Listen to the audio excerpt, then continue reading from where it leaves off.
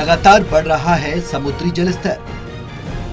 बढ़ते समुद्री जलस्तर के प्रभाव पर एक स्टडी में सामने आया कि भारत और अन्य एशियाई देश यानी बांग्लादेश और इंडोनेशिया में प्रोजेक्टेड हाई टाइड लाइन यानी कि जहां तक उच्च ज्वार पहुंच सकता है उस रेखा के नीचे रहने वाली आबादी में इस सदी के अंत तक 5 से 10 गुना वृद्धि देखी जा सकती है। विश्व के सबसे बड़े और सघन आबादी वाले शहरों में से एक और देश की आर्थिक राजधानी मुंबई पर साल 2050 तक डूबने का खतरा मंडरा रहा है। RMSI के एनालिसिस में पाया गया है मुंबई में Haji Ali Dargah, Jawaharlal Nehru port trust, western express highway, Bandra Worli sea link के डूबने का खतरा है।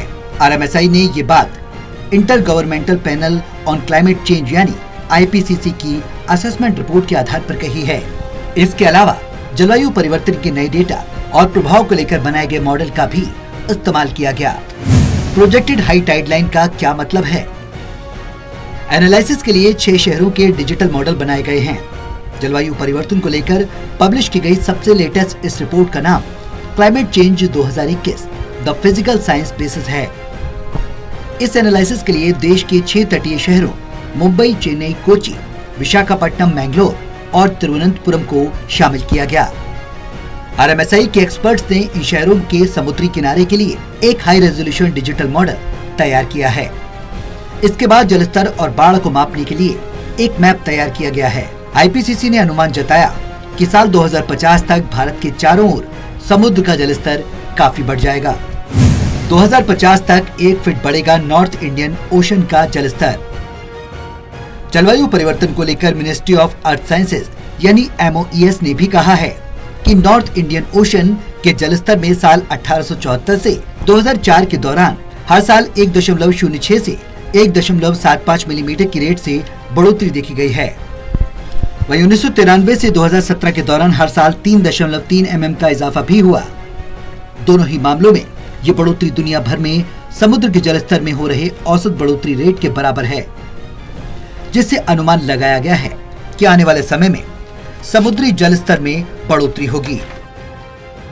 मौजूदा समय में चक्रवात, तूफान और भारी बारिश की घटनाएं बढ़ रही हैं। ये तटीय बाढ़ का कारण बनती हैं। पिछले 4 दशकों में पश्चिमी तट पर चक्रवातों में 52% का इजाफा हुआ है। 1950 के दशक के मुकाबले भारी बारिश में 3 गुना बढ़ोतरी देखी गई है। 2050 तक वैश्विक तापमान परिवर्तन 2 डिग्री सेल्सियस के करीब होगा। इसके बाद चक्रवातों और भारी बारिश में और भी तेजी आएगी। जलवायु परिवर्तन के कारण बढ़ रहा है जलस्तर। Indian institute of tropical meteorological department के जलवायु वैज्ञानिक रॉक्सी मैथ्यू कोल ने बताया कि तटीय शहरों के डूबने का एकमात्र फैक्टर समुद्र के जलस्तर में इजाफा ही नहीं है। तटीय इलाके पहले से ही जलवायु परिवर्तन का खामियाजा भुगत रहे हैं। मुंबई में डूब जाएंगी हजारों इमारतें। एनालिसिस में पाया गया कि साल 2050 तक मुंबई में करीब 998 इमारतों और 24 किलोमीटर लंबी सड़क पर जलस्तर बढ़ोतरी का असर पड़ेगा। वहीं हाई टाइड के दौरान करीब 2490 इमारतें और 126 किलोमीटर सड़क प्रभावित होगी। भारत की वित्तीय राजधानी मुंबई भविष्य में ग्लोबल वार्मिंग से सबसे बुरी तरह प्रभावित तटीय क्षेत्रों में से एक होगी। 2100 तक राज्य 1.90 फीट डूब सकता है। ये शहर अरब सागर के तट पर स्थित है, जिसकी वजह से ये जगह पर्यटकों के बीच बेहद लोकप्रिय है। मुंबई के जिन क्षेत्रों पर डूबने का खतरा सबसे ज्यादा है वो हैं कोलाबा, बांद्रा के साथ साथ मुंबई के पश्चिमी भाग के अधिकांश उपनगर। फैक्ट तो ये है कि 2100 भी ज्यादा दूर नहीं है।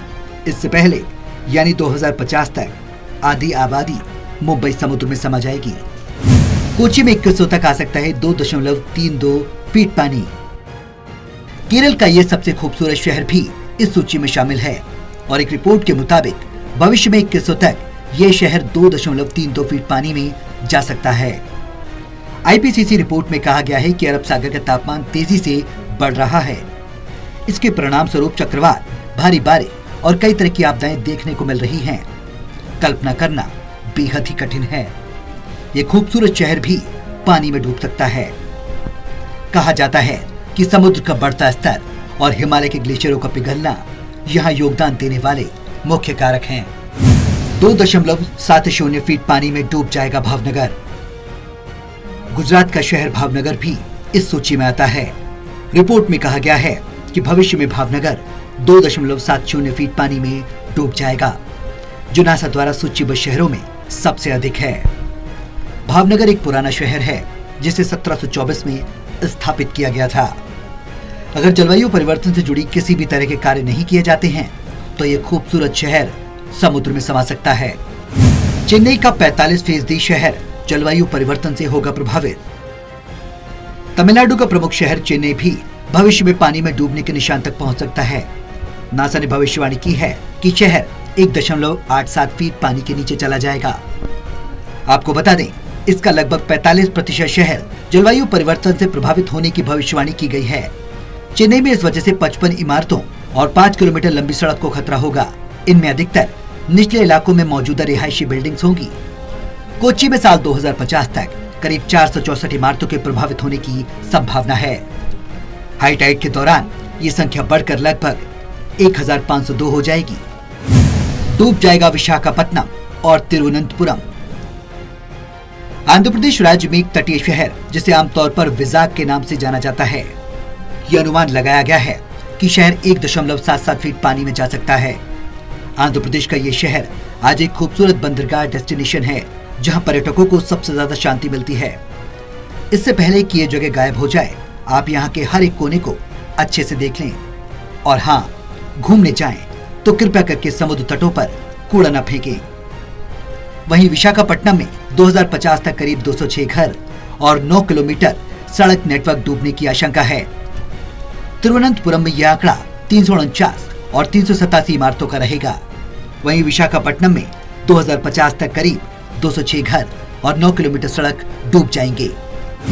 ऑफबीट डेस्टिनेशन है मैंगलोर। कर्नाटक का ये शांत और खूबसूरत शहर पानी में डूबने वाले स्थानों की सूची में आता है। मैंगलोर एक ऑफबीट डेस्टिनेशन है जहां लोग शांति के साथ कुछ वक्त बिताने के लिए आते हैं। ऐसी भविष्यवाणी की गई है कि शहर 1.87 फीट पानी में डूब सकता है।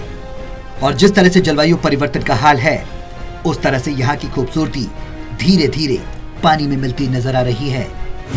बचाव के लिए बढ़ानी होगी सड़कों की ऊंचाई।